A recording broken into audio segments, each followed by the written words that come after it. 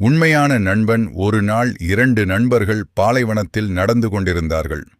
நடந்து கொண்டிருக்கும் பொழுது சிறிய வாக்குவாதம் ஏற்பட்டது. அதில் ஒருவன் கோபத்தில் இன்னொருவரை அடித்தான். அடிபட்டவன் அமைதியாக மணலில் எழுதினான், இன்று என் நண்பன் என்னை அடித்தான். இருவரும் அடுத்தபடியாக பயணித்தார்கள். பின்னர் தண்ணீர் தேவைப்பட்டதால் ஒரு குளத்தில் குளிக்கச் சென்றார்கள். அங்கே அடிபட்ட நண்பன் மூழ்கத் தொடங்கினான். உடனே அவன் நண்பன் காப்பாற்றினான். இந்த முறை காப்பாற்றப்பட்டவன் கல்லில் எழுதினான், இன்று என் நண்பன் என்னை காப்பாற்றினான்.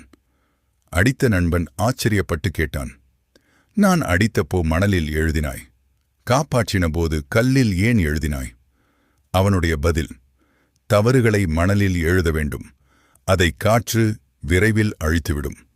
ஆனால் நன்மைகளை கல்லில் எழுத வேண்டும், அது என்றுமாய் நிற்கும்.